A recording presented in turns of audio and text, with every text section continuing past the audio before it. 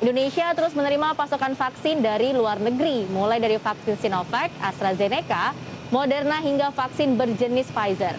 Presiden Joko Widodo mengungkapkan vaksin yang tiba di tanah air dalam beberapa hari di minggu lalu itu merupakan kerjasama bilateral dan multilateral yang dijalankan pemerintah dalam menangani masalah kesehatan COVID-19.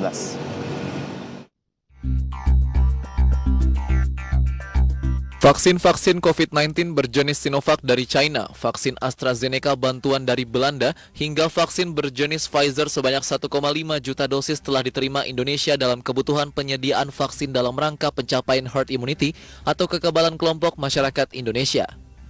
Presiden yakin dan optimis hingga akhir tahun 2021 ini Indonesia ditargetkan sudah bisa mendatangkan vaksin sebanyak 370 juta dosis. Selain itu, pemerintah juga berusaha menambah pasokan vaksin hingga mencapai total 430 juta dosis. Timing di Agustus ini pas karena datang vaksinnya banyak sekali.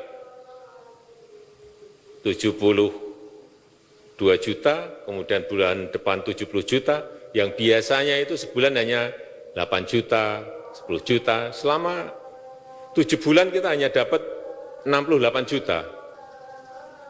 Berarti per bulan kira-kira hanya 10 juta, ini 70 juta, sehingga cepat habiskan.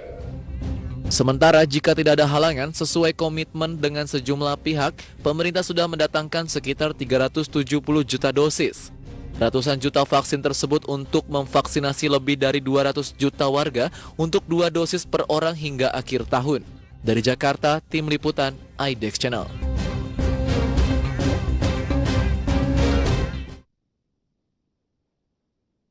Oke, Wiki, Ya. ternyata memang Indonesia ini lagi-lagi kedatangan vaksin ya, berbagai jenis vaksin. Karena memang saat ini sendiri di Indonesia kan banyak peraturan-peraturan. Salah satunya kalau kita mau masuk mall itu juga harus sudah divaksin.